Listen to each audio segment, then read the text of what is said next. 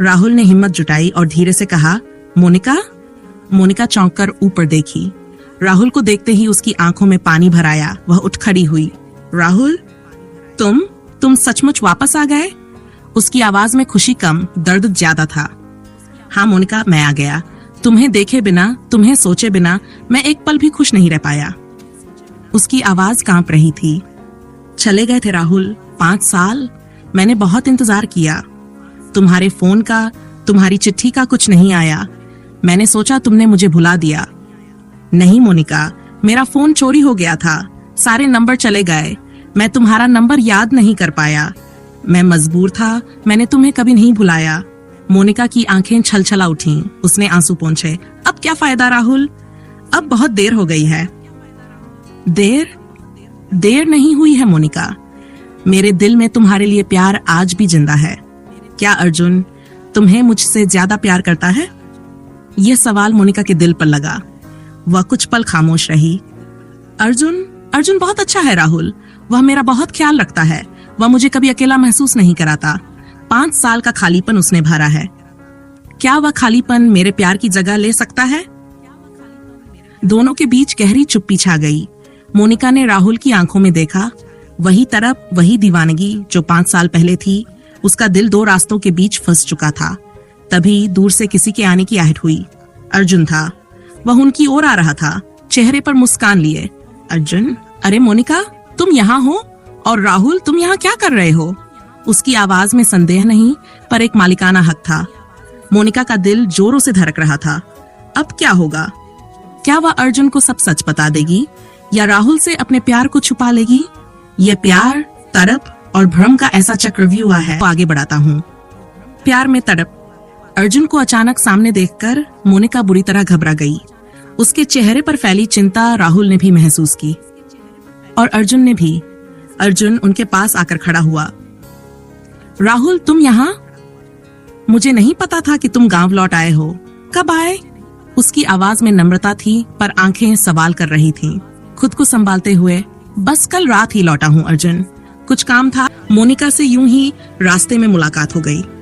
इस शब्द पर राहुल ने हल्का सा जोर दिया, जैसे बात को यहीं खत्म कर देना चाहता हो। जल्दी से बात बदलते हुए, हाँ अर्जुन, राहुल तो मेरा पुराना स्कूल का दोस्त है। बस ऐसे ही पुरानी बातें याद कर रहे थे। मोनिका राहुल की ओर देख भी नहीं रही थी, पर उसके दिल की धड़कन तेज थी, बहुत तेज। अर्जुन ने राहुल के कंधे पर हल्का सा हाथ रखा। अच्छा लगा तुमसे मिलकर राहुल। उम्मीद है तुम गांव में कुछ दिन रुकोगे। हाँ जरूर। लेकिन उसकी आंखों में मोनिका के लिए एक अधूरी बात का दर्द स्पष्ट छुपा था। अर्जुन ने मोनिका की ओर प्यार से देखा। चलो मोनिका, माँ तुम्हें घर पर ढूंढ रही थी। मैंने कहा था नन कि मैं तुम्हें यहाँ से ले आऊंगा। मोनिका ने धीरे से सिर हिलाया। जाने को मुड़ी, पर एक पल के लिए, बस एक पल के लिए उसने चोरी से राहुल की ओर देखा। उस एक नजर में एक खामोश वादा था, एक गहरी माफी थी और बहुत सारी अनकही बातें थीं। अर्जुन और मोनिका वहां से चले गए। राहुल वही खड़ा रह गया, उस बड़ के पेड़ के नीचे, जहां उसके और मोनिका के प्यार ने पहली बार जन्म लिया था। तड़प का नया अध्याय अगले कुछ दिन। गांव में सब सामान्य था, पर राहुल और मोनिका के लिए कुछ भी सामान्य नहीं था। राहुल कभी बाजार में, कभी मंदिर के रास्ते पर मोनिका को देख लेता, लेकिन वह हमेशा अर्जुन के साथ होती। अर्जुन मोनिका का बहुत ख्याल रखता, कभी उसके लिए सामान लाता, कभी हंसाता, कभी उसे अपने पास खींच लेता। दोनों की केमिस्ट्री दूर से भी साफ दिखती थी।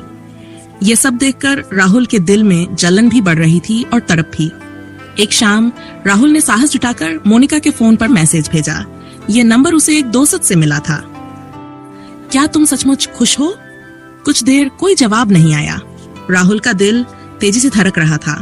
करीब आधे घंटे बाद, मोनिकॉन? राहुल ने तुरंत लिखा, रम्हारा पुराना हमसफर। इस बार मोनिका का जवाब तुरंत आया। अब क्यों याद आई? याद कभी भूला ही नहीं। मुझे तुमसे एक बार, बस एक बार अकेले में मिलना है। तुम्हें अपनी सच्चाई बतानी है। क्या तुम कल शाम 5 बजे गांव की नदी के किनारे आ सकती हो? राहुल ने फोन सीने से लगा लिया। ये कदम खतरनाक था। अगर अर्जुन को पता चला तो परिणाम बहुत बुरा हो सकता था। अगले दिन शाम 5 बजे नई नई जानकारियाँ, वीडियो और कहानियाँ देखने और सुनते रहने के लिए चैनल को सब्सक्राइब कीजिए।